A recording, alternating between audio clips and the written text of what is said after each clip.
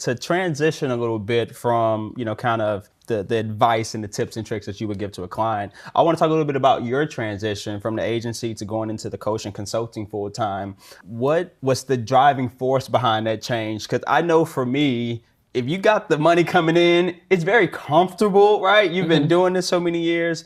How do you get out of that comfort zone, do something new in the midst of that unsure of what's on the other side? So anytime that I make a pivot in my business, I consider three things. I consider, does this bring me joy and fulfillment? Does this create impact? And does this create income? Those are the three things that I look at. And so anytime that I've transitioned in my business, grown in my business, I take a look at, is there a way for me to impact people at a higher level?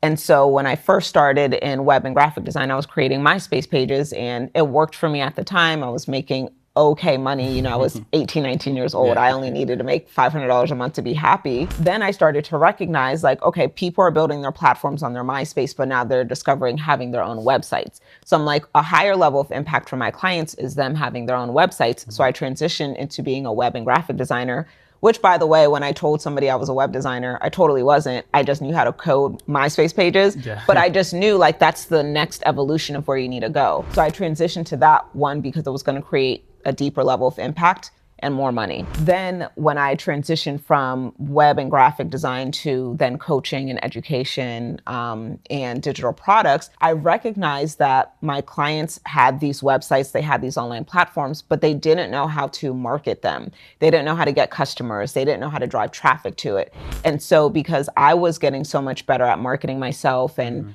content marketing as a blogger, I said the next level of impact where I can better help my clients is not just creating websites, but teaching them how to market themselves better online once they already have a website. Yeah. So every single time I make a shift, I say, what's the next level of impact that I can have? And typically when you follow the impact, the money is gonna come. Yeah, I love that, because what I've seen in myself and with others is transition happens because it's a new shiny object over there, right? Yeah, yes. And not like, hey, this is more fulfillment, more impact, and more income, right? I think I said those three, right? Yep, and more income.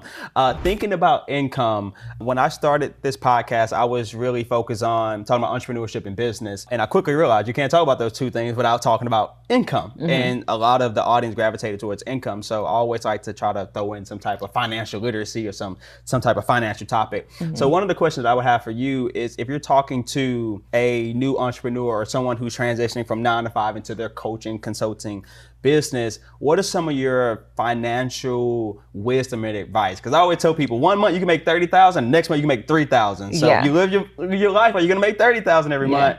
It may be tough for you, but what type of advice and wisdom are you sharing with others? Yeah, I mean, I think really just understanding how much your lifestyle actually costs, because this is advice I would give to my clients, teaching them how to have launches, but their revenue might not be the same month after month, right? So if a client of mine could have a $60,000 launch, but then, like you said, the next month could be $10,000, which $70,000 in a 2-month time span is still great.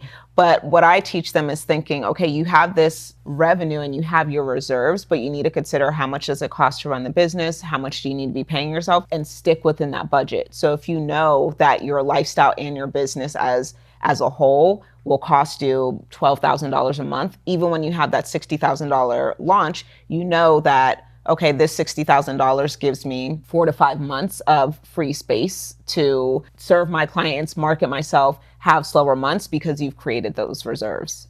Got you.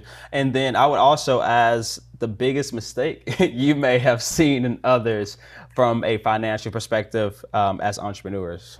Honestly, I actually think one of the biggest mistakes is trying to hoard our money. I see there's so many instances where people have the opportunity to go deeper in their business, typically through coaching, hiring, and they're going based on, well, this is the cash that I have on hand, or I don't have enough money. And I'm like, go into debt, get a loan, get business credit, do whatever you have to do, get a credit card, because you're going to have to make these investments. And what I think people aren't considering is that you're making these moves with the intention of making this money back. Why would you be afraid to go in debt for a short period of time to be able to get the ROI 2 times over, 5 times over, 10 times over?